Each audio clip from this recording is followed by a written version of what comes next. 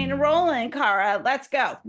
Okay, I would love to. So today's topic is, as you already heard, interfaith family, marriage, and parenting with mutual respect. And here's our description. Falling in love with the right person is easy. What comes next may not be. For anyone who has ever wondered how relationships can work between the faithful and the faithless, join us this week on RfRx. That's us now. For a peek behind the curtain, Steve Ghikadis. Okay, got it. I swear I know this person. I didn't just meet him. But Steve is a secular humanist, has been married to Cindy, a Christian, for almost a decade, and like most couples, they agree on all the big things, just not the little things, like the beginning of the universe. Their two young boys have the benefit of experiencing two completely different worldviews and are never pressured to lean in any particular direction. So if you're curious to see how their family is able to pull it off and manage to see through their differences, then you won't want to miss this discussion. And real quickly about Steve Ghikadis, he has a Bachelor of Arts in History and a Bachelor of Education in Primary, Junior, and Intermediate grades. He was raised as a free thinker and has been married to a Christian for 10 years. Well done. I say well done to anybody who's been married to anyone for 10 years. Good job. Steve and his wife believe in the importance of bridging the gap between believers and non-believers. Their two young children are being raised in an interfaith household and are free to choose their own path. Steve and his family live close to Windsor, Ontario, and he is an ambassador for Humanist Canada, recovering from religion, and the Sunday Assembly Detroit. Steve, welcome. Thank you so much for joining us. I am so happy you're here and cannot wait to hear about this topic. How are you doing today? I'm doing great. Thanks so much for having me here. And it's so nice to see all these familiar faces. It's just amazing. Everyone's here. Pat, I see Jenny, I see so many people. It's just so great. Thanks so much for coming and having me here. So, all right. So as Kara mentioned, I am actually the ambassador program director for Recovering from Religion. So all of the lovely ambassadors that you just witnessed, I have put through the training program to become ambassadors. You have to be a volunteer in good standing with Recovering from Religion, and then we can train you to take on a heavier role in bringing it to the masses, basically. So that's one of my jobs. I'm also still a helpline agent. I used to be a director for the online community, the hidden online community that's no longer hidden, and just a lot of different jobs within RFR. I'm also the public affairs officer for Sunday Assembly Detroit. If anyone doesn't know what Sunday Assembly is, it's kind of like a non-theistic, humanistic congregation. So they kind of meet like a church or a mosque or synagogue, but it's non-religious. And then I'm the chapter's ambassador for Humanist Canada. So up here in good old Canada, we have Humanist Canada is like the secular national voice for secularism, and I'm an ambassador for them as well. Okay, so I guess I'm going to get started by, putting a quote out here first, and we'll see what you all think. So thank you very much. That is my presentation for the evening. And no, I'm just kidding. So, basically everything can be summed up in this quote right here. It's not actually Buddha that said it, but that's basically just one of those things that you can not be a dick when it comes to relationships, meeting other people with different faith backgrounds, and that's pretty much how you kind of get started in treating people with mutual respect. So this is just kind of what I will be talking about today. So I'm going to go through our stories. I'm going to talk about how we met. Then I'm going to talk a little bit about our relationship and how we got it to work through marriage, and then get to the point where we kind of fought through a little bit of back and forth with our religious beliefs, or my lack thereof, and getting to the understanding the differences and finding that common ground. Then we were building a strong foundation, and then I'll get into doing some talking on parenting and how we make that work as well. And then I got some resources for everyone on both mixed faith relationships and also for secular parenting. So my wife always wants me to say that we don't have a perfect marriage. Just like everybody that is married, it's not a perfect marriage, but we have a really great marriage, and it's something that we both put a lot of work into. It's not something that is easy. It may be easy, like it says in the intro, that it's easy to find somebody, but you really have to put in a lot of work to make it work. And I have to go back to the beginning here because I wanted to mention, so Kara mentioned I do have a bachelor's degree in history, but I also, my wife loves when I say this, I have a degree in bed. So it's actually my Bachelor of Education. So I always like to say Ooh, it's I a see degree in what you bed. did there. All right. So for my story here, so I was accidentally raised as a free thinker, and my mom loves it when I tell it like that. She did all the right things without knowing it. She basically followed all the best practices for raising free thinkers without even reading the book because the book wasn't written at that time. I was baptized Anglican in Canada. Anglican Church is kind of big, kind of like it is in England, because we are part of the monarchy. So it is a bigger church here, and I think they're on a heavy decline right now. And I think by I can't remember what it was, 2033 or 2035 or something like that. I think the Anglican Church is supposed to be like completely non-existent, but we'll see what happens there. So I was allowed to question and explore my beliefs, and that was a huge part that created curiosity for me. I was able to be exposed to people of many faiths, different backgrounds, and I always had friends and family that were part of the LGBTQIA plus community. So just always being exposed to everyone of all walks, different faiths, different backgrounds was just amazing. And I also went through many stages and beliefs. So I always talk about this as kind of being a circle. So I started off as a non-believer, kind of like everybody does. And then, baptized Anglican, kind of had this identity somewhat put on me. But again, my mom didn't really take us. It was maybe we were Creasters going on Christmas and Easter, and maybe not even that. As I got a little bit older, my father ended up having a lot of issues, mental issues and everything, ended up in kind of an institution and became really religious. So he was really trying to force religion on me at that point, and I kind of did a big rejection of religion. And then I went through a period of thinking that maybe the Greek mythology, Greek gods were real. And I would go out into the woods in my backyard and I would say, Zeus, if you're real, hit me with thunder, hit me with lightning. And nothing ever happened. So I kind of gave up on those beliefs. And then kind of getting down the list here a little bit. So I joined the Masonic Lodge. So if anyone doesn't know what the Freemasons are, it's kind of a secret organization. And they always say, maybe linked to the Illuminati, but I never saw anything like that. But my grandfather on my mom's side was a Freemason, and he kind of loved it and talked about it and said it was such a great organization.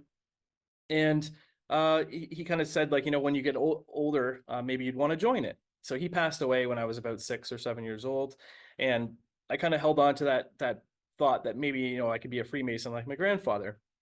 So I put in my application for it, and you have to have 2 sponsors. So the one was a boss of mine that I had at Santa's Village. I used to drive the train at Santa's Village, and they would actually call me Steam Whistle Steve.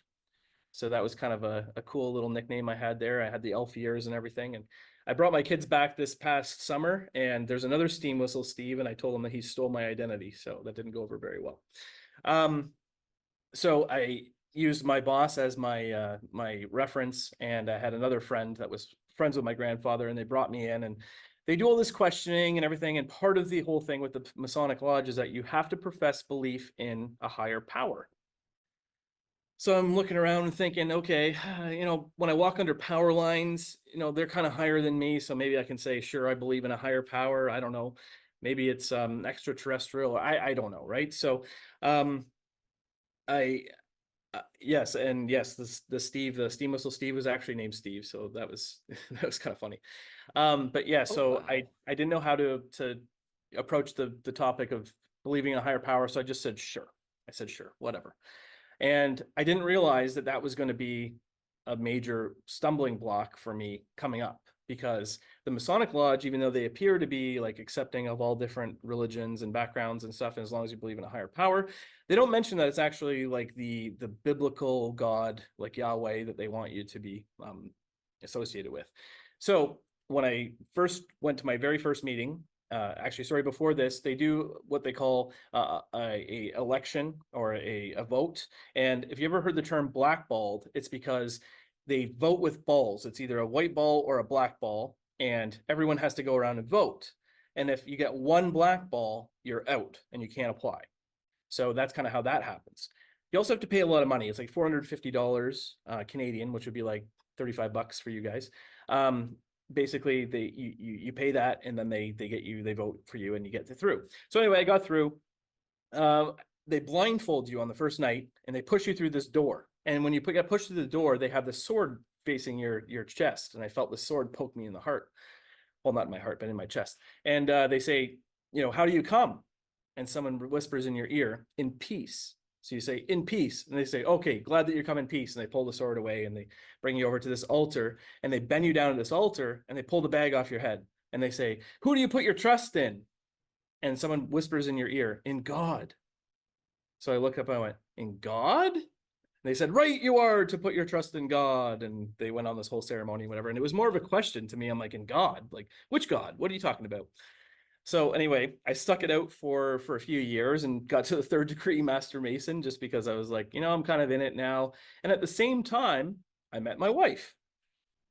So at this time that you can see at the bottom there, I remained mostly apatheist, didn't care about religion whatsoever.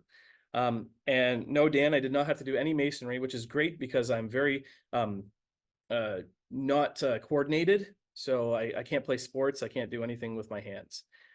So that kind of brings me to Cindy's story because we met around that time. So she was raised in the United Church of Canada, which is a pretty progressive church. She also attended a large Sunday school. So there's a picture of her and the Sunday school kids, and they're all against the side of the church, and it looks like this massive conglomeration of children. Like I couldn't even find her in it. It was so many kids. And the gentleman in the picture there is actually my father-in-law, and he passed away last year. And he was one of the most amazing people I've ever met in my life. He dedicated a lot of his life to the church. And like 35, 40 years he committed to the church, and he was just such an amazing individual. Never judged me for my lack of belief, but I'll get into that in a second. So she also continued with youth groups, Bible camps, and she was allowed to question her faith, but usually what would happen is that they would say, well, let's go talk to my minister friend about your doubts or your the questions that you have. And they kind of put that minister on a pedestal where it's like, okay, well, maybe he has the answers that you're looking for, type thing. Her family was always very open and understanding. Funny story, that when I first, we were together for a little bit, but I ended up going to her family's house to go for Christmas one year or something like that. And they had bought us a new bed to sleep together in the same bed on like the first time we're ever visiting their house. And I think it was like we were only together for about a year at the time. So they were a very open and understanding family. So she went to university, a couple universities with diverse cultures, and somehow she remained a Christian. She never questioned her beliefs. So getting back to the Freemason thing, because I sometimes forget to mention how this kind of wrapped up. But later on in my life, when I realized that, I went through an angry atheist phase, and during that time, I actually asked for a demit from the Masonic Lodge, and they sent me a Bible verse in the mail. And when I looked up, and it was just a little piece of paper in the mail in an envelope, and it was just a Bible verse, like it just said the number. And I opened it up and I looked in the Bible, and it actually said, like, depart from us, we never knew you, and that type of thing. So they took it very seriously. But that's good. My name is off the books there. I don't have to worry about that anymore. So how I met Cindy is I was at a friend's house, and so she was on a placement with the University of Waterloo as a pharmacist at the hospital in the town that I was living in at the time. It's a little town called Bracebridge, which is about 2 hours north of Toronto, and that's where I grew up. So she was at this hospital as a placement, and my friend worked at the hospital. And so she came over to my friend's birthday party, and my friend was, it's hard to explain. So my friend was dating this man. It was this man's birthday party, and he is now her husband, but at the time they were just dating. So we're downstairs and we're listening to music, and Cindy comes walking down the stairs, and I go, oh, she's really cute. I want to find a way to talk to her. I was a little bit shy, and they had just brought out this cake, ice cream cake, and they were singing happy birthday. And at the end of happy birthday, I literally grabbed a piece of cake and I smushed it on the side of her face like this. And I didn't say a word to her before that. So it was kind of awkward. And then I went, oh, I'm sorry. And I started eating it off of her face. And then I'm like, okay, I'm really embarrassed now. I'm just going to go upstairs. So I went upstairs and I walked through the living room, and I turned around and she's right there behind me. And I'm like, I'm so sorry. And she goes, no, whatever. And we started talking, and, we had a lot in common about family and, what we wanted to accomplish in our life. We're both really driven individuals, and it's just really good time. We ended up going out to the bar with everybody and dancing. And then at the end of the night, I was dropping everybody off because I was usually the DD. I didn't really drink because my father's drinking problem. So I ended up driving everyone home, and I waited to be her to be the last one I drive home. So I dropped her off, and I said, I really had a nice time. And she said, me too. And she sat there staring at me. I said, I'd like to do this again sometime. She said, me too. I said, okay, can I get your number? And she said, yeah. So she gave me her number. And then, you're supposed to wait like 2 or 3 days or something like that. I think I called or texted her the next morning. I think it was like 8 o'clock in the morning or something like that. And I said, do you want to hang out today? And she said, oh, no, I'm going skiing with some friends. And I'm like, oh, okay, I know what this is. She's blowing me off and that type of thing. And then she texted me later. She said, well, I'm free Monday night, Wednesday night, Thursday night, and Friday night. So we hung out every single one of those nights, which was kind of cool. And the funny thing is that I seem like a really cool baller, I guess, as Dan just said, because I took her up in a helicopter on the Friday date because it was a winter carnival, and it was like, I think it was like $30 or something. You can go up in this helicopter. So we went over this frozen lake in Muskoka, and that was really cool. But now it's almost like I outdid myself because she goes, why do we never go up in a helicopter anymore? So kind of ruined it for myself. But you So could that's kinda, smash cake on her face anytime, right? yeah. And it's funny because her sister said that if I had done that to her, I would have got like a fistful of something else. So so it was good that it happened with her. So as things progress, at the same time I was at the Masonic Lodge, I met her. We never really discussed religion. It just kind of was off the table. Like, I mean, it wasn't off the table, but it just wasn't something that really was brought up.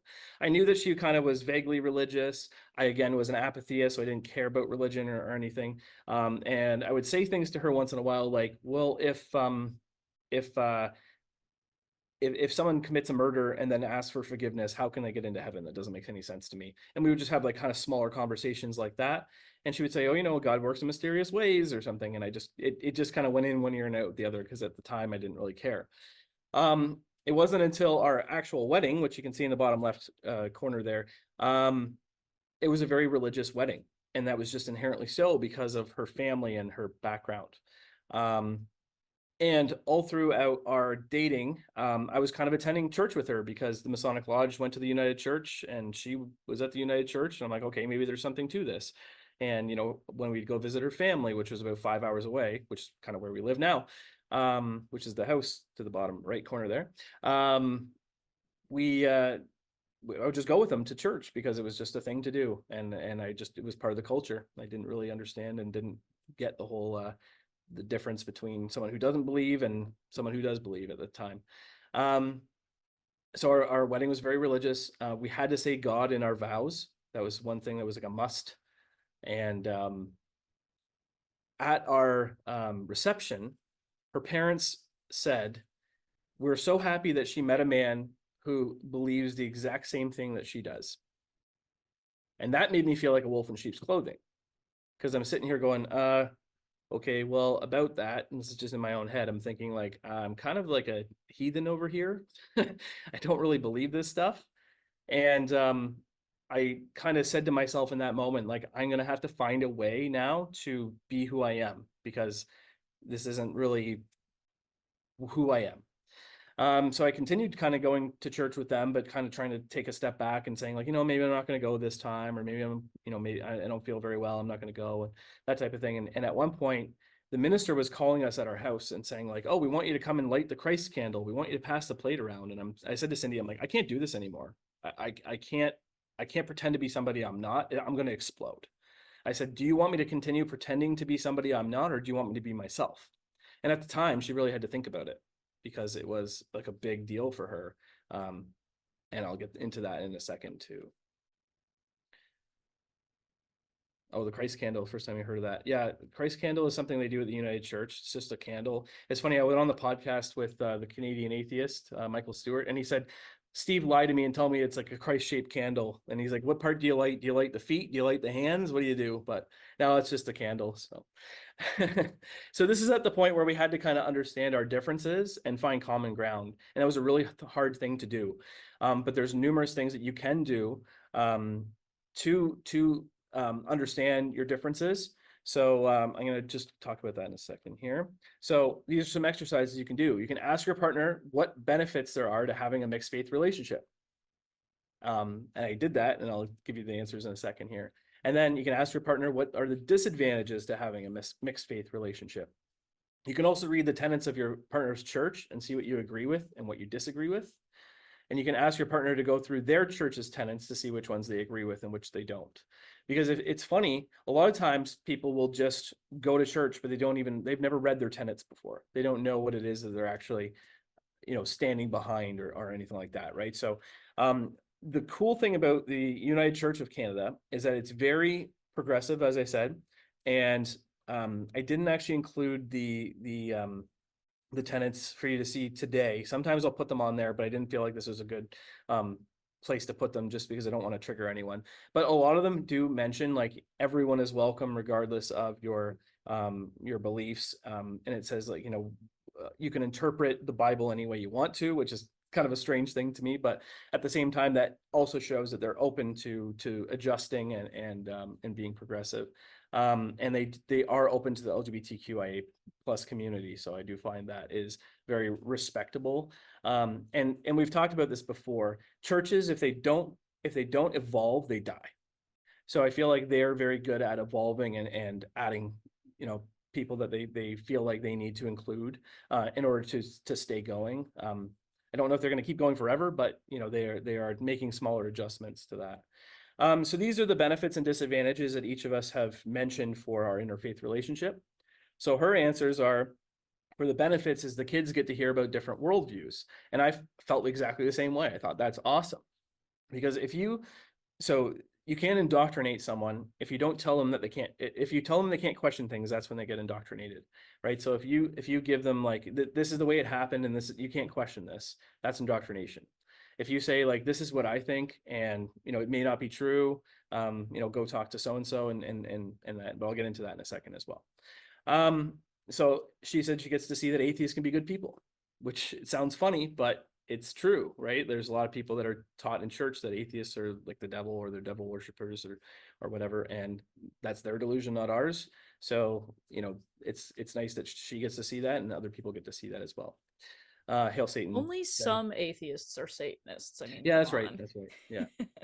And then so my benefits is I said I have a compassionate outlook on religious people. So I don't see them all as Kenneth Copeland or any of those, weirdos. There's people that are, in all walks, there's good and bad people.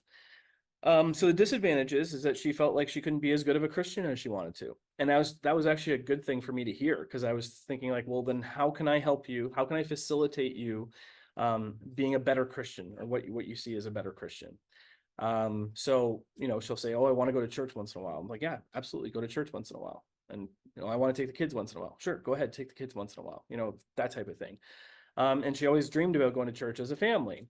So it's really cool. She actually really likes Sunday Assembly, which is the humanistic congregation. So we go to Sunday Assembly quite often together as a family. I don't mind going to church once in a while with her anymore, now that kind of people know who I am and what I'm about. I don't feel like a wolf in sheep's clothing anymore.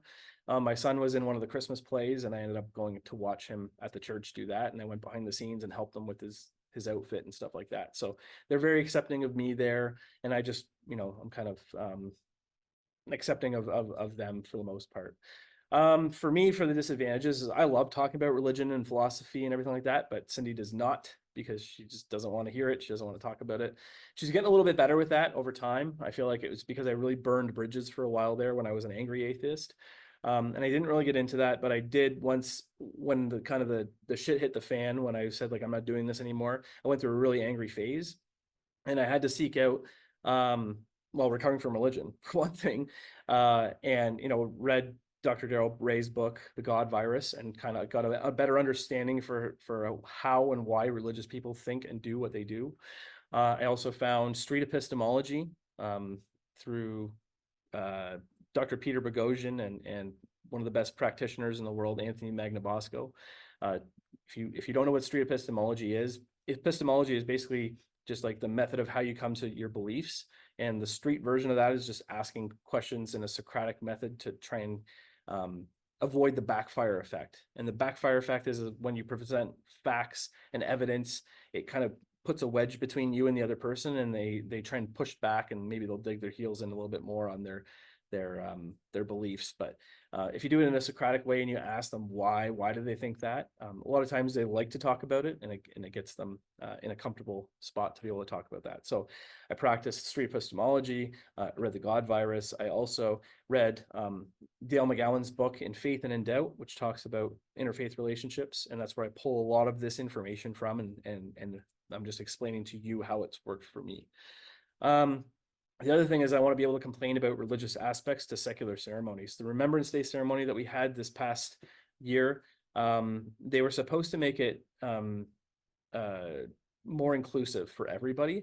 And the problem is that the people that were religious took that as like an attack against them. So they made it ultra religious.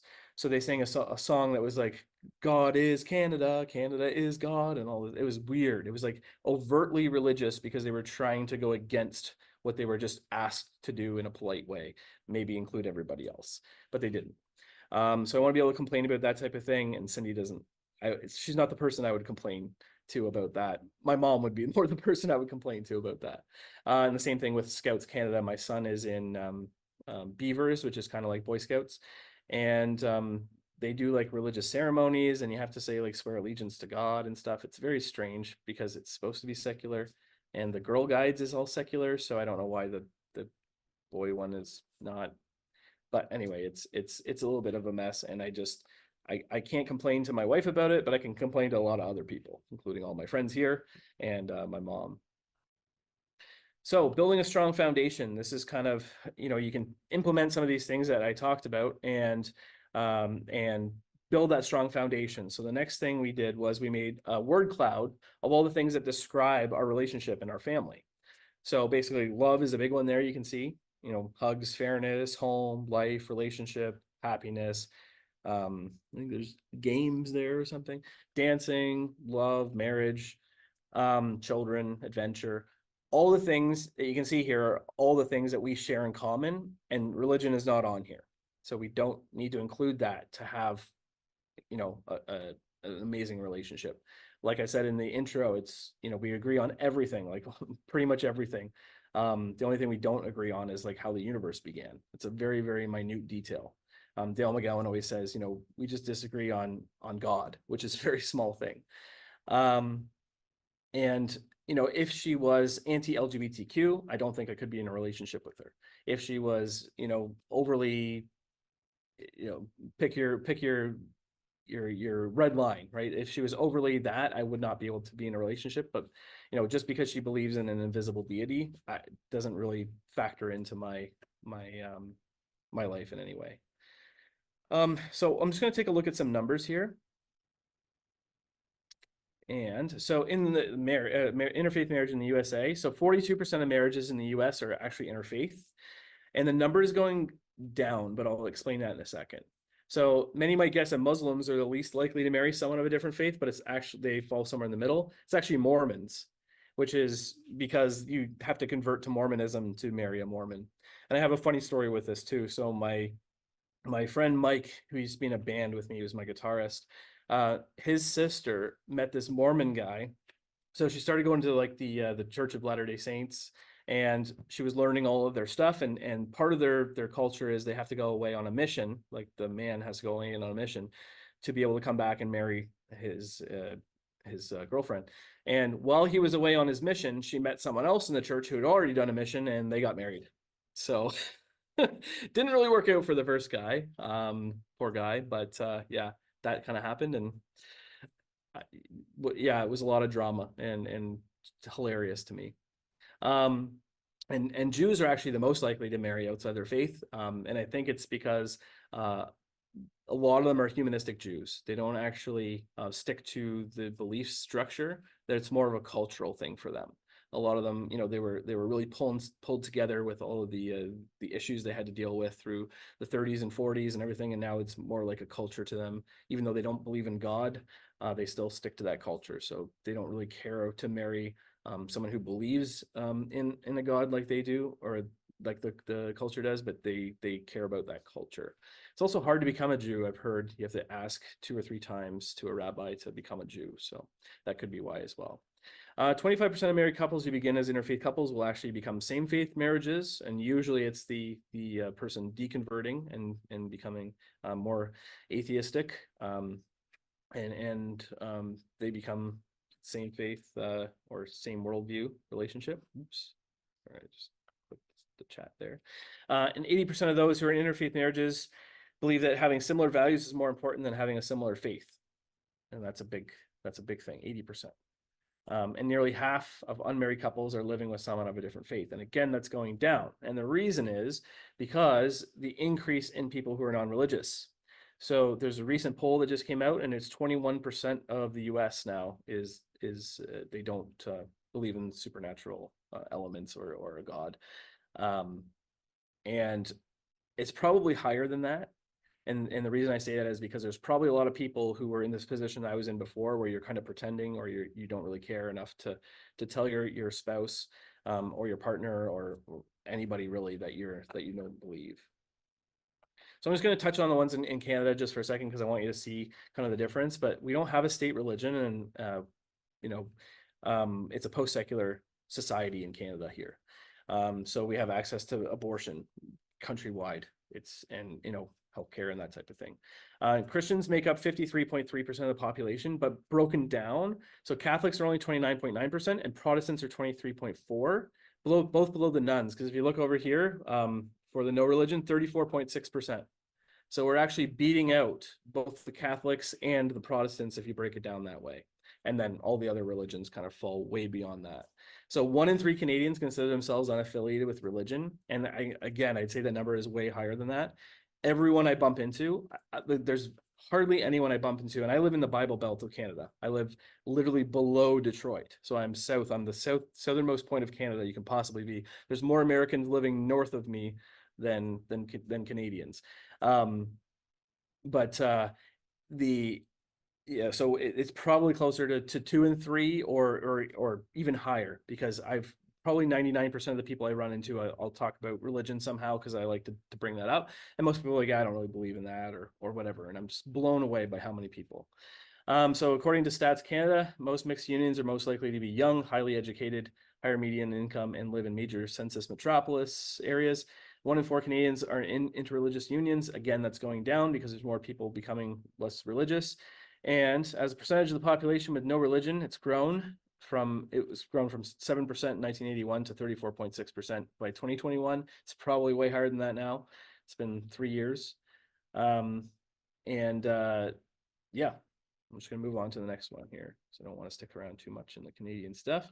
So why are they so prominent now? So in the past, it wasn't usual for people to grow up in a small community surrounded by people of the same faith.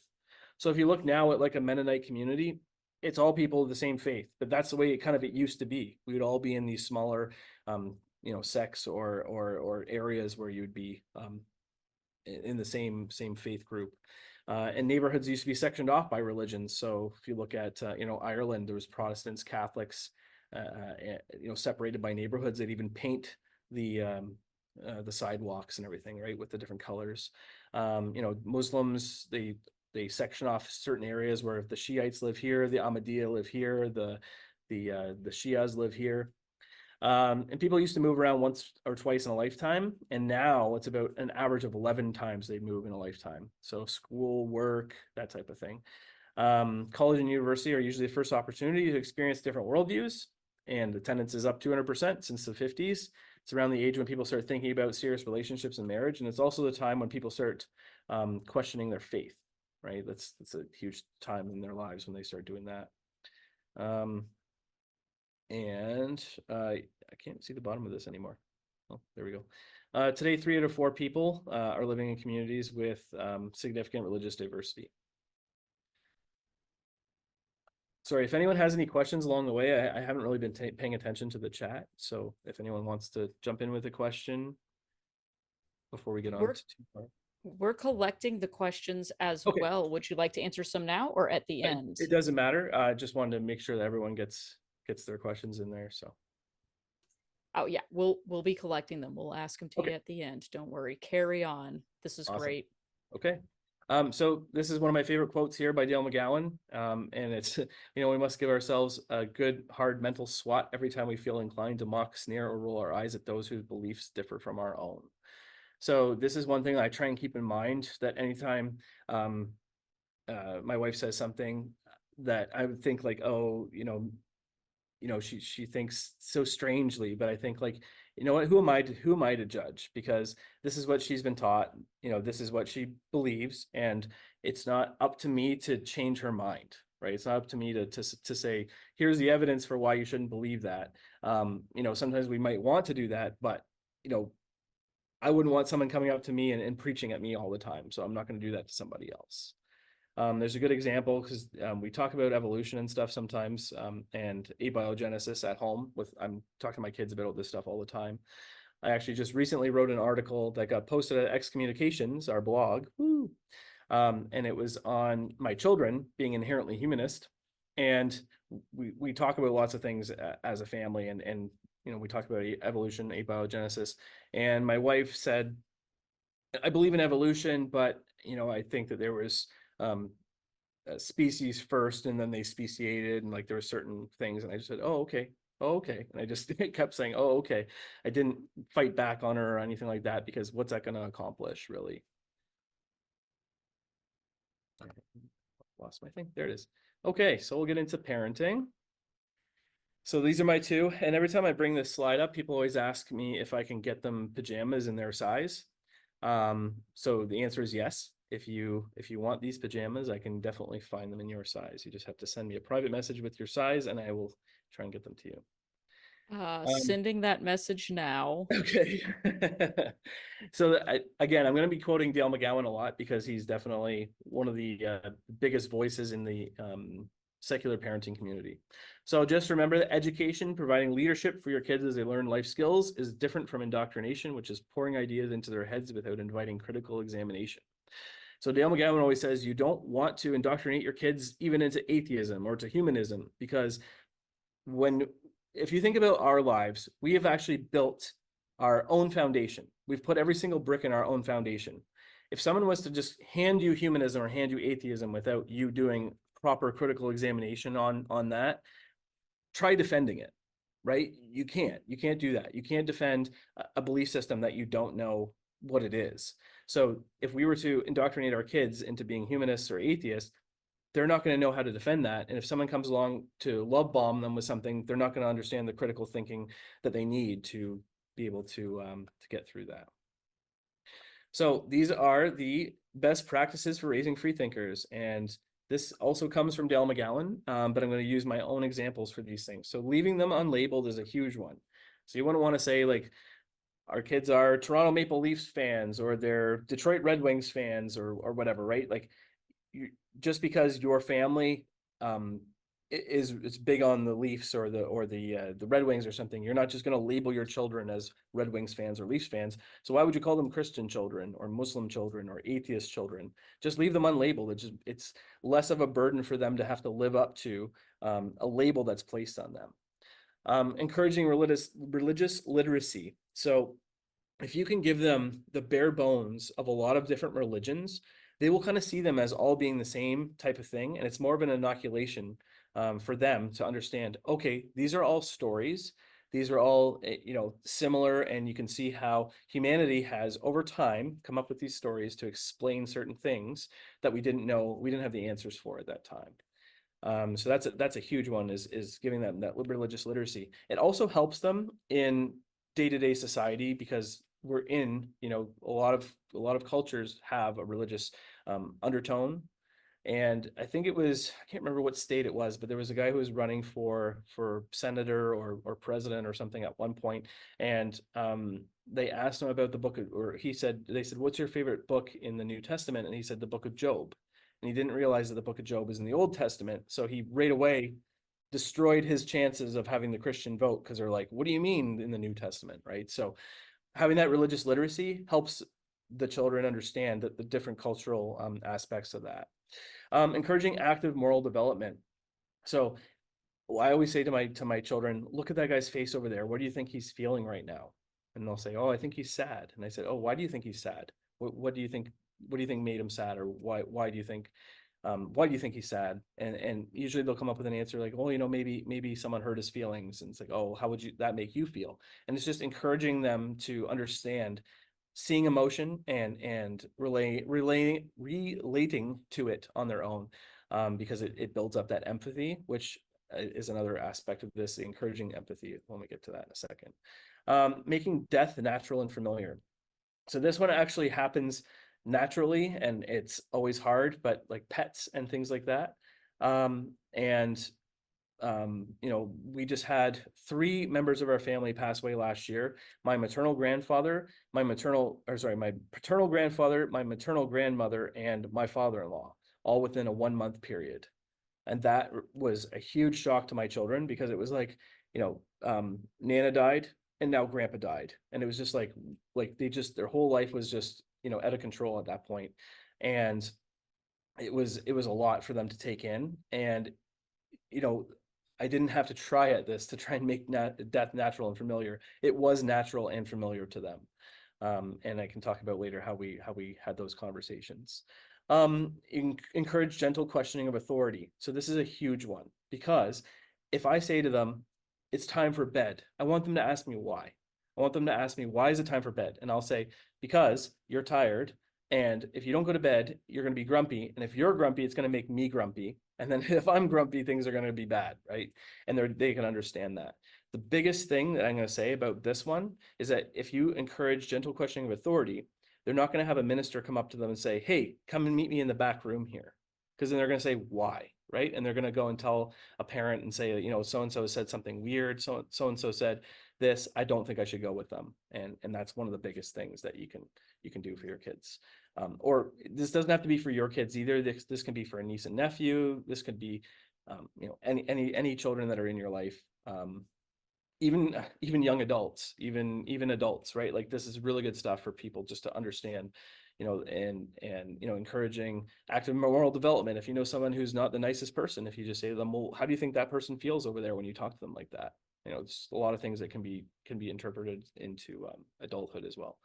Encouraging curiosity, that's the biggest thing. And Dale McGowan always says, if he could impart his kids with anything, it would be endless curiosity, because that leads to the rest of these things. If you're curious about someone's gender, you're going to ask them questions about it. You're going to do some more research. You're going to find out, okay, well, this person is non-binary. They want to be known as they, them, and I'm going to treat people the way they want to be treated.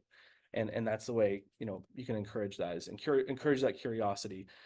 One big thing they should hear you say all the time is, wow. I always say to my kids, wow, look at that. And they go, what? And they're always super curious and super interested in stuff. Encouraging empathy goes along with that active moral development. But empathy is one of those things that there's some kids that are naturally empathetic. And I talk about this in the article I just wrote. My older son, Nathan, is super, super empathetic. And my younger son, he is also, but he hides it really well. He tries to be the tough guy and everything like that, right? But if you can encourage them to say, apologize for when you hurt somebody, or when that happens, and why are you apologizing for it? And do you understand how that made them feel when you did this? Just encourages them to understand the feelings, because would you like to be treated this way? That type of thing. Teaching engaged coexistence, which again, I don't have to work at, because my wife is a different worldview than me. So we can show how we can completely coexist together and not have any kind of strife or fighting. We did all that long before the kids came. And a lot of it came through when she was pregnant with my first son. We tried to figure out what we're going to do and how we're going to approach the parenting side. And we came up with the idea that we're going to let them choose. We're going to let them, not that you can really choose your beliefs, but we're not going to force them in one direction or the other. They're going to have access to both and to other worldviews as well. We always talk about when we see someone with a turban, oh, that person is a Sikh, and this is what they believe. And oh, do you see that girl over there? That's a burqa. In Islam, this is the reason why they wear that. And we have like really tough conversations with them sometimes, but it's a good way to have that I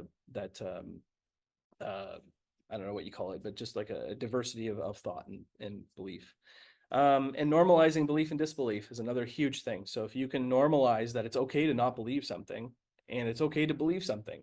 There's no harm done unless it goes beyond the belief, right? So if someone's doing something and they're acting on their belief and they're doing it for that reason and it's harmful, then that's not a good thing. But if you believe something that's not harmful, it's not a big deal. So you can encourage your kids to have their own feelings, thoughts, and questions. You don't always have to make up an answer for your kids. It's good to say, I don't know. And it's good for them to hear you say, I don't know. And so many unknowns in this world, it makes sense to teach them it's okay not to know an answer.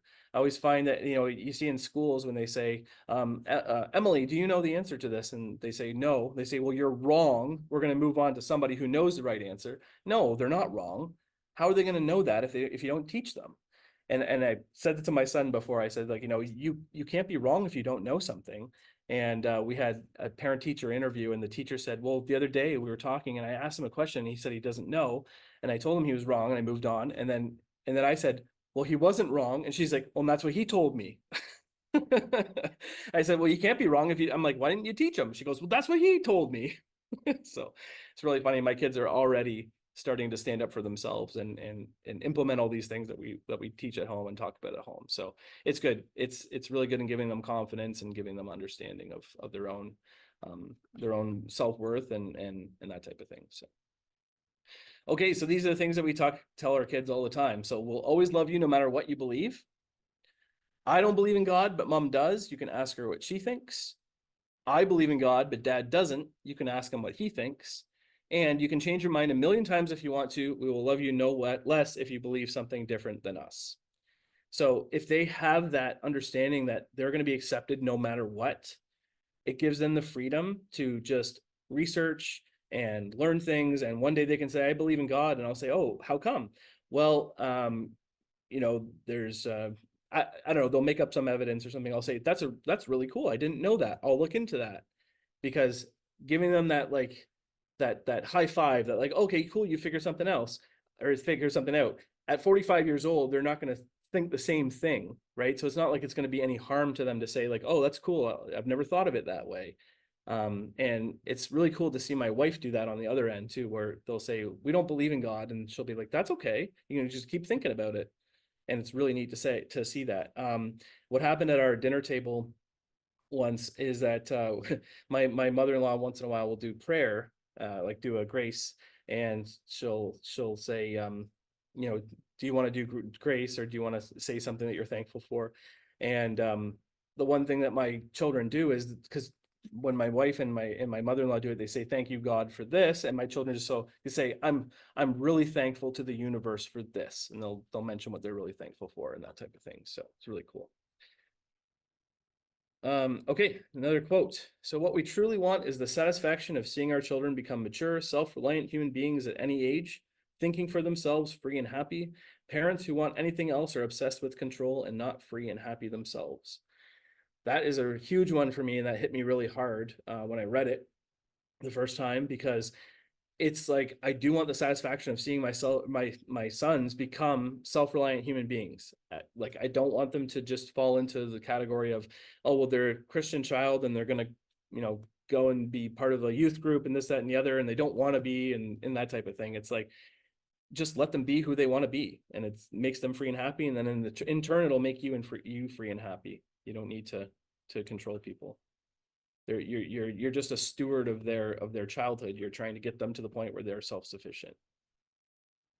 Okay, so here are some resources for interfaith relationships. So In Faith and in Doubt, that is a huge book that is really good. So what he did was he talked about 100 different couples that were all in different types of relationships. So some of them were, one was like a Jew and one was a Christian, one was a Mormon, one was a non-believer. There's just a whole bunch of people that he talked to, and he followed them over a certain period of time and asked them questions about their relationships throughout the journeys and that type of thing. And then just talked about statistics and tons of stuff, tons of resources on how to and that's where I got all the finding the benefits and the disadvantages for being in an interfaith relationship and those type of questions. Sharing Reality, How to Bring Secularism and Science to an Evolving Religious World by Jeff T. Haley and again Dale McGowan. That's a really good one too, because it talks about how religious believers and non-believers can work together to make the world a place that we want to live in. by focusing on the things that really matter as opposed to, invisible deities and things. How to Have Impossible Conversations, a very practical guide by Dr. Peter Boghossian and James Lindsay. The first one that Peter Boghossian wrote was called A Manual for Creating Atheists. He didn't want that title. It just his publisher wanted it to sound very abrasive, but he wanted it to be more approachable by other people and not necessarily all about religion, but how to have impossible conversations in general. And so he wrote that second book. Some really good resources for parenting, raising interfaith children, Parenting Beyond Belief, and Raising Freethinkers, both by Dale McGowan. That there's also a podcast for Raising Freethinkers that is about 29 episodes, I believe, and each one of them focuses on the best practices for raising freethinkers, talking about his experiences and how it started. And basically how he started writing the books on this is because his youngest son was going up the stairs. I think it was like 4 years old, and he said, "Oh, Connor, you're getting so big." And he said, "Well, I guess God just wants me to grow." And he said it wasn't the God thing that made him question it. It was just that, like, I've never heard him have an incurious thought before. And it's just like, okay, I'm going to hand that answer off to God. And he's like, no, like, we need to figure out how to keep them curious and keep them engaged. And he basically wrote the book on that. And that's what I've been following. And it seems to be working. Being Both, Embracing Two Religions in One Interfaith Family by Susan Katz Miller. That's a little bit of a different one because it's two different religions. So it's a Christian and a Jew. And another really good one here is Relax, It's Only God, How and Why to Talk to Your Kids About Religion When You're Non-Religious by Wendy Thomas Russell. And that one is both her and her husband were non-religious, and their child came home from school saying that they were going to go burn in hell because they didn't believe in Jesus, and they had learned it from someone at school. So it's actually how she was able to learn and understand how to navigate that situation when you didn't have any type of religious upbringing or weren't using the best practices because you didn't think it would be a threat. You just thought, well, I'm going to raise them as a non-believer and they're not going to have to encounter this stuff later on. And she found it the hard way that that's not the way it works. These are some really good books for free thought for kids. And that's the biggest thing when we talk about not labeling kids as atheist or humanist or Christian or Muslim. It's all about free thought, and it's not a capital F, it's a small f, free thought, allowing them to just freely think what they need to think or want to think. So Elle the Humanist by Elle and Doug Harris. My Name is Stardust by Bailey Harris and Doug Harris. They're sisters. Really cute stories for kids. And my wife actually really loves the Elle the Humanist one because it includes all the different religions and talks about the golden rule from all the different religions. It's like, the golden rule kind of came from Christianity, but they also have like the golden rule of sorts in Hinduism and all the different religions. And then humanism, I'm biased, but I think it's the best one, is actually the platinum rule, which is treat everyone the way they want to be treated, because you don't necessarily want to be treated the same way as somebody else. Astrophysics for Kids in a Hurry by Neil deGrasse Tyson is an awesome one, and my son, my 7-year-old, is reading that right now, and we're going to see Neil deGrasse Tyson in May, so it's really cool, and it was his idea. So he saw that he was coming and wanted to go, so we're gonna go see him in Detroit. I Wonder by Annika Harris, that's Sam Harris's wife. It's a really good one for kids. And then a really good resource too is Learning Creation Myths from Different religions. So in the beginning, Creation Myths from Around the World by Virginia Hamilton and Barry Moser.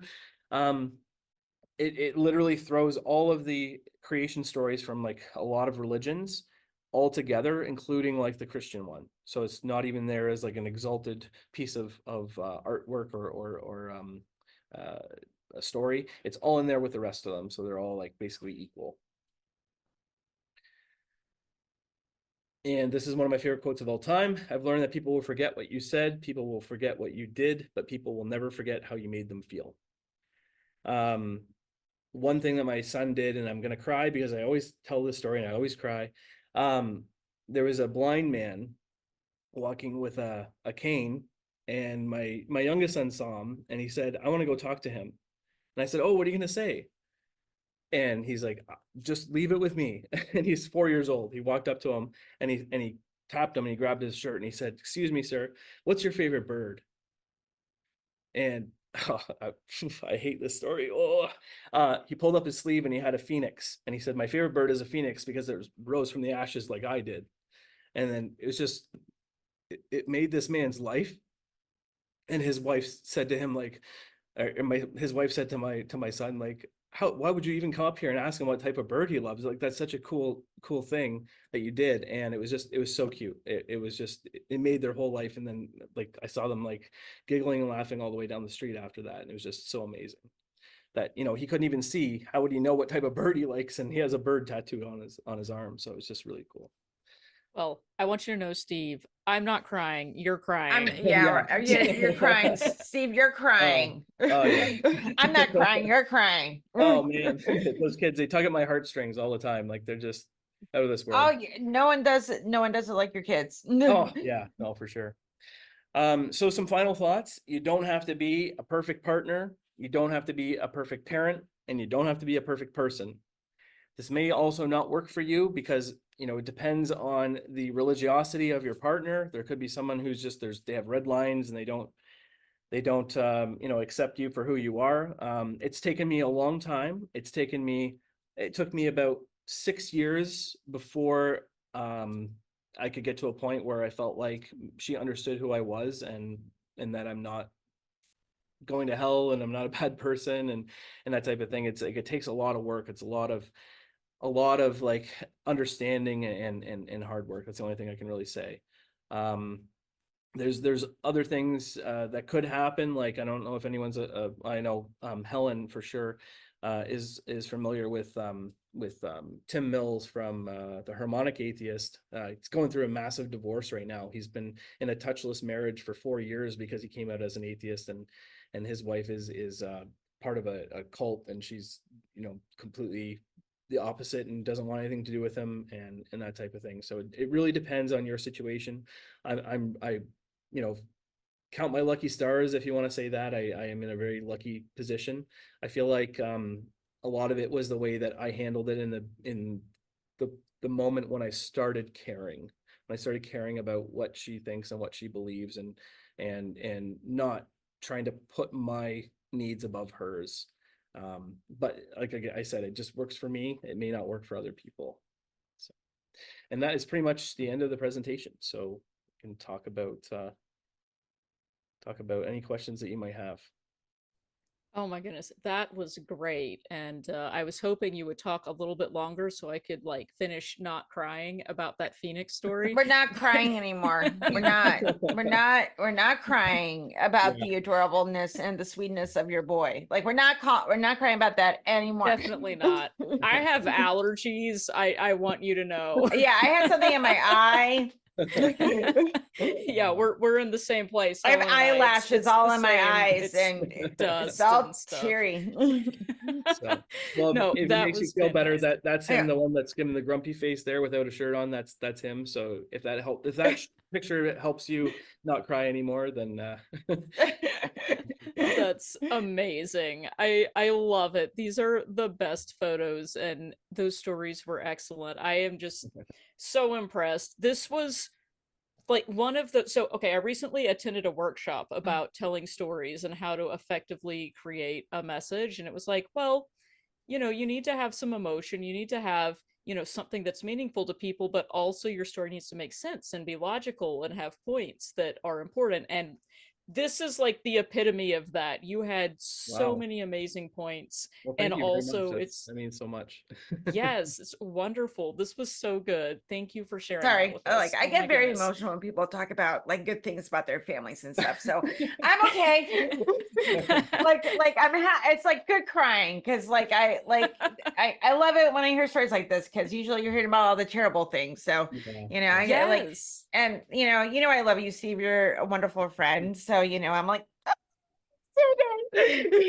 so So thank you for that. That was great. And I have put all of the names of those books in the chat. We'll post those again at the end.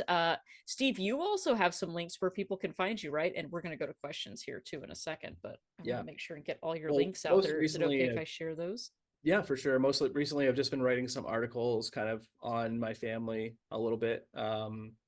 And some of them have been posted to the humanist.com, and some of them are on Medium through X Communications. Actually, there's only one through X Communications right now. that's been published, but I've self-published a few others that actually were on the Humanist, just so they can kind of be in one spot. But there's another article I'm working on right now that I think everyone's going to get a kick out of, and I can't talk about it right now because it's going to be a cool topic, but and I have to talk to Dale McGowan because I have to actually use his book in the picture for it. So I need to talk to him first and find out if it's okay.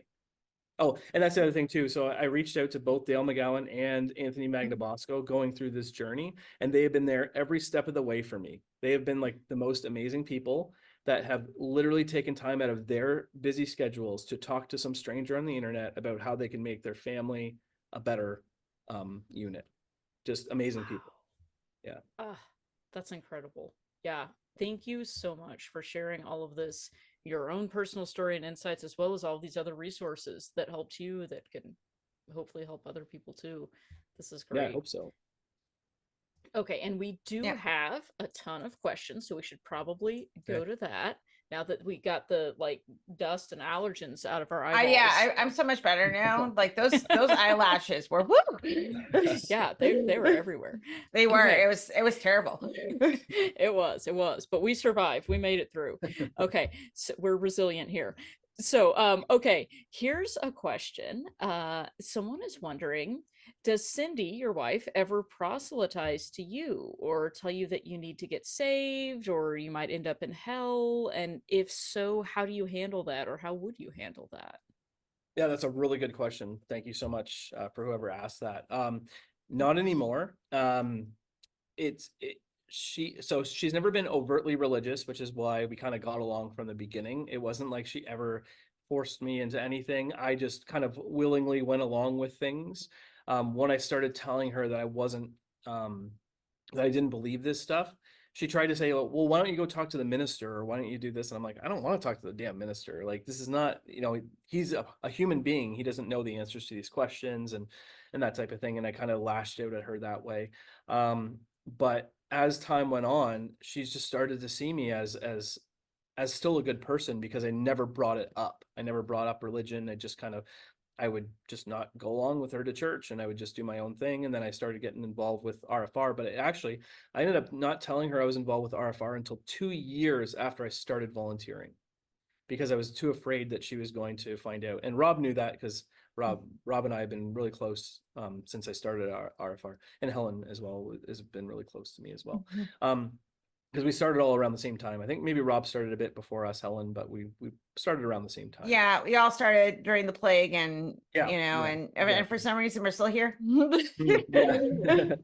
And yeah, so I didn't tell her for the first 2 years, and then when I told her, I said, like, I'm volunteering for this organization, and the name of it is going to scare you, and it's Recovering from Religion. I said, but we're not there to force people out of their religion. We're there to be, a shoulder to cry on. We're there to be like a hug if anyone needs it. And, we're there to be there for people who are questioning and who are doubting. And I said, even if someone is struggling because they are trying to find a new church and they're still religious, I said, we find a new church for them. We help them find that. And we help people work on their own solutions to their problems. And she was like, wow, that's an amazing organization. And I'm just blown away. And then it was just like, every time I would mention something, that she would do things. And there's a really funny story recently. So every once in a while at their church, they'll have like a spaghetti dinner for some type of fundraiser. And I went on the last one, and there was these meatballs that looked a little bit questionable, but I ate one anyway. And apparently they had been made a few days in advance, and I was like really grossed out by it. Anyway, so I did get sick on it, and I got really quite sick for like a whole day. I was like throwing up and everything. And then we were talking about, going to another one at some point, and her mom was sitting there at the table. And I said, well, last time I did get sick, so I'm a little bit worried about it. And then Cindy said, yeah, they were trying to poison the heathen. And her mom goes, no, we weren't. And it was really funny, but it just, like, she likes to joke around about things like that. So it's taken a long time. She never wanted to even bring up religion, or just, she was completely, that's another part of the thing, is that she was so shy when it came to religion. She never wanted to approach me or to challenge me on anything. And I think part of it too is that when she would question or would say something about religion, and I don't want to say this in a negative way, but I would know more than her about it. So she was like, oh, okay, maybe I shouldn't bring up that topic or something. and that's kind of where it was. And now she just really, she's very open about things, and her mom ended up bringing, so from the Easter service, they had these stickers, and it was like the grave, or the tomb, and the stone was rolled away, and they had all these stickers and stuff like that, and it was out on the table, and my son put them all together and stuff like that. And I came home from something, and she goes, "Oh, I wasn't giving them like a Bible lesson or anything. My mom just left them that stuff." And I'm like, "Oh, okay, I don't care, whatever, right?" And then my son's like putting all these stickers on, and he put like the angel carrying Jesus off to heaven like that, and Jesus is going like this. So he goes, "And Jesus is saying, WTF, bro." And it was really funny. So it's like she's very open and very, she's willing to joke around, and nothing's too serious when it comes to that. I hope that I answers that love question. that. If it doesn't, hopefully, you'll follow up with something. Yeah. I liked it. It wasn't my question, but I did like the answer. But yeah, feel free to follow up if anyone has follow-up questions on that. Okay, what else? Helen, do you want to So, pick another in question? regards to your kids, do you ever worry about your kids believing in hell and believing that they will go there if they aren't saved or good enough? Yes, but that's why I'm trying to implement like Yeah. critical thinking ahead of time. So it's like teach them how to think, not what to think, so that when someone says to them, "Well, there's this place and you go there when you die," and then they'll go, "I don't think you go anywhere when you die because all brain activity ceases." Right? Like giving them the tools to think ahead of time, like, okay, well, how can you go to this place after death when your brain is no longer functioning, and all evidence points to the consciousness being a byproduct of chemical reactions in the brain. And it sounds funny to have like a 7-year-old or a 4-year-old say that, but we do talk about these type of things all the time, so they kind of have that background where I feel like if someone said that to them, they would say, "Oh, this kid told me at school today about this imaginary place called hell, and they're scared of it," and that type of thing. Okay, so that was a bunch of the questions we got kind of had to do with that. I think you've kind of touched on it. Yeah, People are yeah. worried about that. So we can kind of cross some of those others off. But if anybody has follow-up questions about it, bring them. So another theme that came up a few times in our questions, and that you spoke to a little bit as well, maybe when you had that chart up where you were showing the things when you discuss what are the benefits of being in a mixed faith relationship and what are some Yep. of the downsides. And one of the things you mentioned your wife saying was to do with, well, I don't feel like I can be as good of a Christian as I was thinking before, or something like that. Oh yeah, good, you're going back to it. Okay, yeah. I feel I can't be as good of a Christian as I want to be. And a Mm-hmm. few people have brought up wondering if maybe she was referring to this verse from the Bible about being in 2 Corinthians about being unequally yoked, referring to a Christian being married to a non-Christian. And they're wondering, is that something that your wife was thinking about? And was she ever receiving pressure from her church or her family about that? And how did you navigate that? Yeah, that's a really good question. And again, all these questions are amazing. I love it. So one thing about Cindy is that she's never really read the Bible in its entirety. So I don't know if she necessarily knows that verse. But in church, they do encourage people to, marry someone who's also a Christian so that you can raise Christian children, because we didn't even have our children baptized. And I was fine with having them baptized because I don't care about sprinkling water on them and saying words. But in the United Church of Canada, the only reason you baptize someone is if you are promising to raise them in a Christian household. So she told me, since we can't raise them in a Christian household, I'm not going to have them baptized. But to her, it's nothing to do with purgatory or hell or anything like that. It's more about the commitment.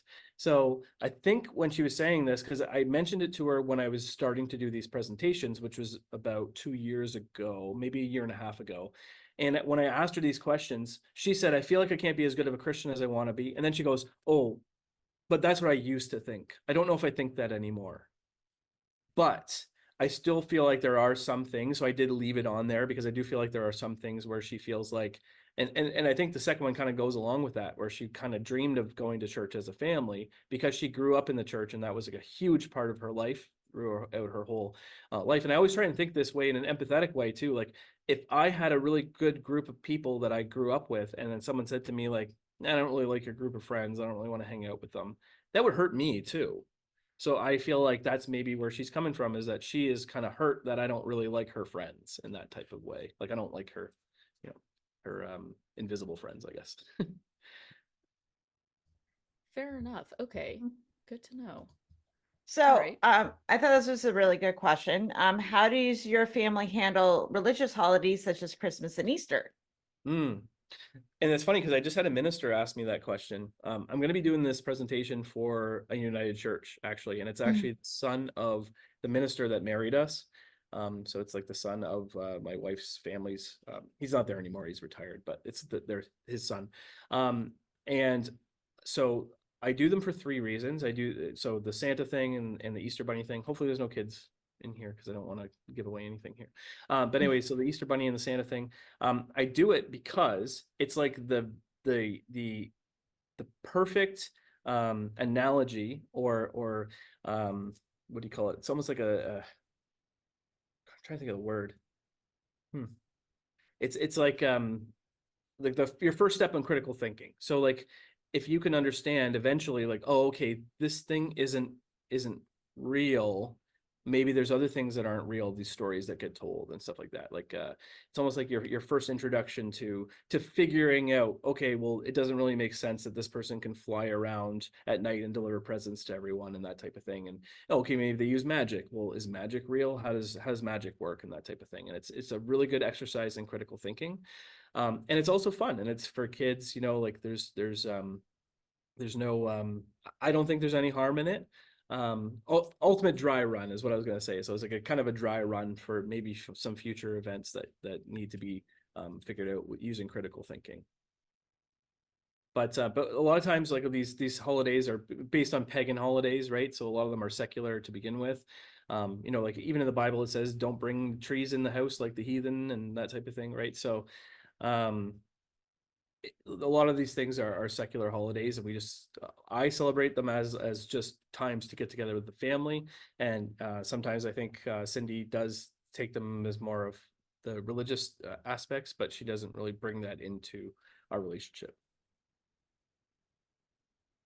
Yeah, great. So we've got one more kind of theme that came up in a few questions, and I'm interested to note that it sort of is addressed indirectly in your chart that you have up here about the things that you thought of as benefits and disadvantages, but wasn't necessarily addressed outright. Some people are wondering about this idea of faith and religion as a basis for some sort of objective morality, and the idea that you might have a completely different starting point for what even counts as moral or immoral. And they're wondering if you ever ran into that, and do you have a situation where maybe the person who is religious might be thinking that the other person can't even be moral without a God belief, and how do you navigate that? Yeah, and I think that's where like Tim Mills is having an issue, because I feel like his spouse is saying that he doesn't have a basis for morality. My wife is very scientific. She has a Bachelor of Science, and she also she's done biology and that type of thing, and she's a pharmacist. So she has that background in knowing kind of how we got to the point of human morality of we needed to work together to survive, and we had to show care and empathy towards others. She's also a very caring person, and I would say that she's the closest that anyone could be to a humanist, but being a religious person, because she does put, I think, humanity above her beliefs. And I think it's important too that not everyone that comes from a faith grew up in a very fundamental religion. Some people were taught to cherish people first over religion, and even though they might have beliefs, they might do rituals that that you don't do. But it's more important that if someone, even if they are religious, how do they treat other human beings, and they are imparting those lessons into like your marriage, and if you have kids, onto your children. And you meet where you agree, and the things that you disagree about, if it's not anything that's overly affecting how both of you are functioning, then that's stuff you can navigate through. So Yeah, absolutely. And that's the way I feel like she is. She was like brought up in a way that's like you should be respectful to everybody regardless. And that's why I said her family is very accepting and understanding. Now that her mom knows that I'm non-religious, she's like, "What is humanism?" And I said, "Well, it's a non-religious philosophical worldview that places the highest emphasis on human well-being, compassion, empathy, using scientific investigation." She's like, "I love that." She's like, "I love it." And so she happens to still have beliefs and thinks that Jesus is her savior and stuff like that. It's kind of like they can compartmentalize the two. And I feel like that even her mom is very humanistic when it comes to her uh, showing of religion. They're coming at it from a compassionate way, and I feel like that happens a lot here in Canada. I feel like the United States has a little bit of a different thing with the evangelical stuff. It's a little bit alarming, but hopefully things work out. Yeah, that's a really good point that y'all both talked about there, though, too, is that, a lot of people who are here at recovering from religion are here because their experience with religion has been with some people that may have been on the extreme ends, and Mhm. that's why you're having to recover from it, and Yeah. why we're here, because you've had a really bad experience. And I know I have to check my thinking all the time about this and remind myself that, okay, just because someone's religious doesn't mean that they're a fundamentalist or they're extremist. My experience is not everyone's experience. There are actually a lot of religious people out there who are moderate, reasonable, rational, scientific, nice people. Yeah. And And that's why I feel like The God Virus is a really good book, Dr. Darrell Ray's book, because it talks about that. It talks about how um it's and even Dale McGowan's books as well. It talks about how you can see them for people. You don't need to address the belief, right? Just treat them as other human beings. There's a meditation that we do once in a while at Sunday Assembly, and it's basically like close your eyes and whatever. Imagine someone sitting across from you who has a different worldview than you, and then imagine that person has thoughts and feelings. Imagine that person feels that they may be embarrassed to share their beliefs or that type of thing, right? Just there's a lot of things where you can do to humanize the other person. And I feel like that is a really good way to practice that. I did notice in the chat, Dan just asked if my wife loves Jesus more than the children or vice versa. This is one thing that I was worried about earlier on, and it was kind of before the children even came, because the minister in the church actually said, "I love Jesus more than my wife," and she knows that, and he pointed to her.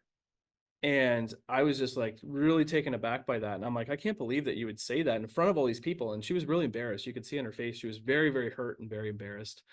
And I said to Cindy that night, I said, I didn't like that at all. I really didn't like that. I said, even if he does, he should keep that to himself, because that's really really embarrassing, really, showy. And I don't even know. It was really, really messed up. And she said, yeah, she's like, I would never think that, and I would never do anything like that. And I, yeah, that type of thing. So I knew that she was not like that. And like I said, she does put people before her beliefs. So I feel like she would never even think that way. I don't even think her brain works that way. I think she kind of keeps them separate, like I said, in the compartmentalizing things. It's like she wants to have her beliefs, but she also wants to have her family over here type thing. I'm glad you addressed Yeah. that. I know we used to have when Eric Wells used to be the czar of the RfRx episodes, he had that in his background image. It was always people are more important than beliefs, and that's, Yeah. I think, such an impactful statement, and really nice to hear that that's something that people of all beliefs can maybe get together on. Yeah. Yeah, Mm-hmm. And this not is to say another that crazy everyone thing. does, but Yeah. Yeah, for sure. So I don't know if anyone's aware of Greta Vosper, but she was a United Church minister in Toronto, and she's actually an atheist. She's written a few books and stuff, and I've met her a few times, but she was able to um, fight for her position to stay as a minister, even though she was a non-believer. And the church, like archbishop and whatever, archdiocese or whatever, wanted her gone. They wanted her like to be silenced and everything. And she fought, and she actually got to keep her congregation. Sadly, later on, she got cancer and had to step down. But for a long time, she was able to continue doing her ministry as an atheist. And when I mentioned to her some of the ministers I'd known over the years in the United Church of Canada, which is the same organization that my wife's family belongs to, she said that one of the prominent ones that I know approached her and said, "Why don't you just keep your mouth shut and pretend like the rest of us?" So that was a huge thing to me, and I was like, "Whoa!" I'm like, that is, and I would never tell people, that are in that church who this person was, because I feel like it would cause too much issue and hurt people too much. But just knowing that type of thing happens in the background is very, very disturbing. And this is actually what's leading to my next article that I'm writing. So. Oh, yeah. Wow, that's very telling. And where do you think this article might be found in the near future? It's going to be on excommunications. So. Yes, excellent. So check out Excommunications, folks. I'm going to. I can't wait to read this. And you can read the one about my kids in there too already. It's already posted. So Yes, excellent. Okay, check out the blog, y'all. I'm going to drop the link again. Well, Steve, this was incredible. I am just so glad you came and talked to us. I'm blown away. I have expanded my reading list tremendously. I don't know. Don't tell David Teachout I said this, but you may have added more items to my Goodreads want to read list tonight than his previous episodes. So just saying. Well, thank you That so was much for having me, awesome. and thanks to everyone for being here. I like I said, I recognize so many people in here, and it's just amazing to see everyone as a community again. This is so great. Yes, thank you for coming. And we're going to go to the hangout here momentarily. Are you going to be able to stick around with us for a little I'll bit? stick around for however long you want me to, and I'll answer any questions. Amazing. I mean, don't Oh, offer too much. We'll yay. make you stay for hours and hours and hours. No, I'm just kidding. We won't. I have a babysitter, so I'm good. I always say, like, you stay until you turn into a pumpkin. Yeah. So Yes, that is correct. So we will go to that now momentarily. Anyway, yeah, just thank you again, and thank you everybody for coming and joining us and being here, as well as everyone who helps make this happen, from Helen to Rob to Nikki to Jason to Daryl and Gail, all of our other volunteers, our troll stompers, Emily and Eric, who are out ambassadorizing as we speak, and everybody else, and Dan with the resources, all of it. Thanks everybody for being here, and don't forget to join us next week, same time, same place, same channel, same link. Next week we have David Fitzgerald will be joining us to talk about Playing God, the evolutionary history of world religions. I think that's going to be really interesting too. So join us for that, and don't forget to check out our previous episodes on YouTube, as well as our Facebook page. We have a main Facebook page as well as a support group page. We're also on X, Instagram, and TikTok, and like I said, YouTube as well. And don't forget to check out the blog on medium.com/excommunications. Oh, and I am being reminded that we haven't seen the results of the I was gonna poll say before I talked about volunteering, we need to do the poll results. Yes, we do. Quite right, quite right. Thank you for reminding me. So let's take a look at those real quick. That was a fun poll. So the first question was, would you consider being in a relationship with someone who has another worldview? And 32% of people said yes, 18% said no, 36% said maybe, 14% said yes with conditions, and 0% of people selected not sure. So I added extra answer choices unnecessarily to that question, but I did not add enough to the next couple. So sorry, y'all. Thank you for your feedback about the answer choices. It helps me make better multiple choice tests. I am an educator. Okay, number 2 is, what would be the red lines you would not be able to get over in an interfaith relationship? And this was one where people could pick multiple answers, and it looks like quite a few people did pick several of these. So parents think you're going to hell, or I'm sorry, partner thinks you're going to hell. 73% of people selected that one. Also, 73% of people selected partner wants to raise the kids in their religion. 68% of people selected partner's family wants to indoctrinate your child, and only 18% of people said something else. So, Steve, what are your thoughts on that? Yeah. Yeah. Oh, thanks. It's funny. I was just about to say. So this is another cool thing too, and I know this is something that Matt Dillahunty has done, and it's funny because Matt Dillahunty is not usually one to use street epistemology, but this is kind of like a street epistemology type thing. Is that you can, when your partner thinks that you're going to hell, you can say to them, "Are you going to be happy knowing that I'm burning in hell while you're in heaven?" And if they say no, then it's not paradise for them. If they say yes, because God will take away my ability to remember you or whatever, then it's not going to be them up there. It's going to be some type of robot. So that's kind of like a dilemma that you can kind of broach that subject with, and that's something that I did talk about to Cindy about when she had brought up concerns that maybe I was going to hell, like earlier on in our discussions. That's one of the things that I did bring up, and she really had to think about that. And then I even followed up with saying, if there is an all-loving, all-powerful God, would that God send someone to hell? And some people will say, well, you send yourself there or whatever, but she didn't. She stuck with the, well, yeah, that does make sense, that if he's all loving and all caring and whatever, he would not make a place like that to begin with, and that type of thing. So you can use street epistemology in those type of situations. Ooh, good point. I see how you gave us an opportunity with that question to get to that. It's a good question. Okay, so let's see. Question 3 was, are you in a mixed worldview relationship? And answer choices, 14% of people said yes, and one of us converted after marriage or dating. 5% said yes, we were different worldviews before we got together. Another 5% said yes, my partner doesn't know my true worldview. 36% of people said no, we're the same.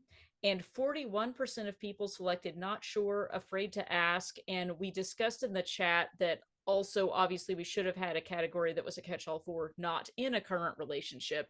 And I think that also includes a lot of the 41%, or some amount of the 41% was that as well. So sorry that I didn't make that more explicit in the answer choices. But what do you think about that? Yeah, that's really interesting because, if partner doesn't know their true worldview, I was in that situation, so I completely empathize with that person, or persons, who put that, because, I felt like a wolf in sheep's clothing for quite a while, and like I said, I didn't even tell. Bye, Jason. See ya. Didn't even tell her that I was volunteering for RfR for 2 years. It took me 2 years. And I remember we had this, I can't remember what the chat option or the video chat thing that we were messing around with at first with our volunteers. We were just sending like video Snapchats to each other. And in one of them, I kept saying like, okay, I'm going to tell my wife today that I'm volunteering for recovering from religion. And then like the next day I'd be like, well, I didn't tell her, but I'm going to do it today. And then, that type of thing. It was just one of those things I kept pushing off because I thought it was going to be a negative situation, and it ended up not being as negative as I thought, but I did go through a period of negativity, just so everyone is aware of that. Yeah, and thank you for sharing that with us. I think So I means have a a lot follow-up to question hear to that. Was she more upset that you were volunteering for RFR, or is she more upset that you didn't tell her for 2 years? Yeah, she's probably more upset that I didn't tell her, because she was like, yeah, okay, that sounds like a great organization. And I just stared at her for like a minute and a half. And I'm thinking, what is going on here? So yeah. Oh, That tends to be my thing. communication. Like I tend to get more upset besides what the person is doing, because if my part, like, Todd's in line with my values, but I'd be more upset if he didn't tell me. That would I'd be like, why didn't you Yeah. tell me? Well, it's also funny too, because like when I do these presentations, she's always like, I don't like that, like my life is going to be out there for everyone to see and whatever. And I said, well, like I paint you in a really good light and everyone seems to think that you're kind and caring and all that. And she goes, I'm not kind and caring. I'm gonna tell, if I meet her, I'm gonna tell her that. I'm Yeah. like, I know what Steve says about you, by the way. I love it.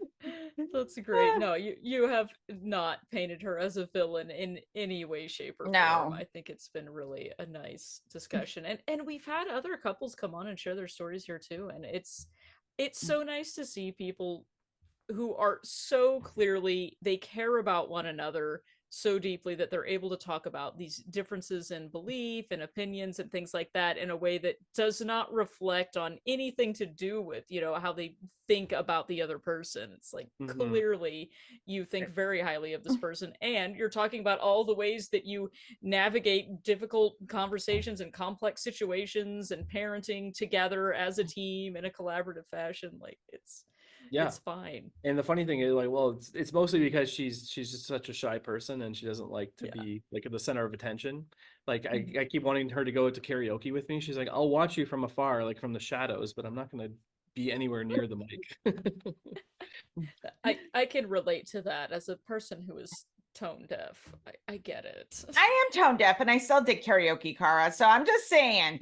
I'm Okay, not. well, call me out, Helen. All I right. will. I will. As your friend, I will. Thank I you. call I out all my appreciate friends. you pushing me. I appreciate that. I will allow you to push me on karaoke, but not these I, jumping I spiders. I will say I am not tone deaf. I know that I'm off key. Oh, I don't have the range. So well, there's a difference.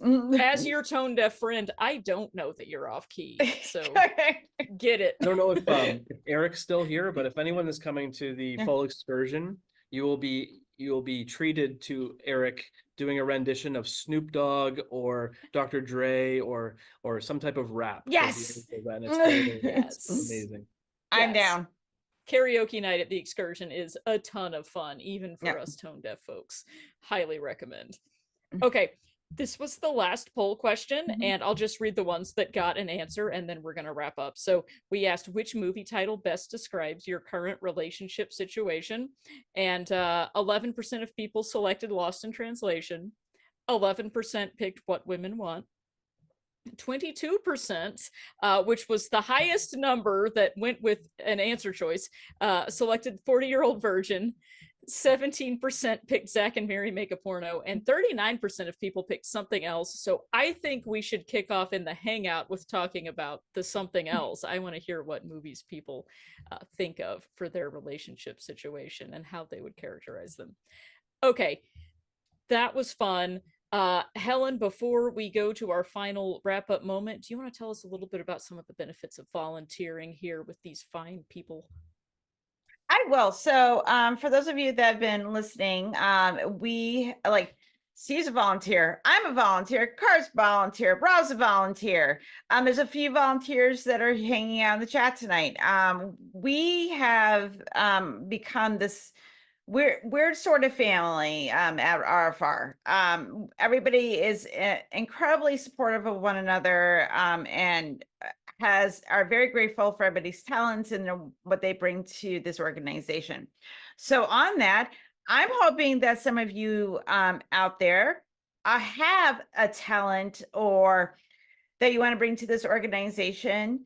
You want to get involved, and this is a great way to help you on your healing process. Because, like, churches have volunteer programs and all that wonderful thing, but you can do it in the secular way, and help people. Like, as you're on your journey, you'll have that empathetic space to talk to people, help them where they are in their journey, and we are always looking for volunteers. So there's all types of stuff you can do. If you want to be an agent, you can be an agent. I was an agent for a hot minute, decided that it wasn't for me, and I put my energy someplace else. Because I just found that I like to be at the center of attention as a healthy narcissist and promote this organization. That's why I do podcasts. And I do ambassadorship. I'm head I help with the fundraising, so there's all kinds of stuff you can do.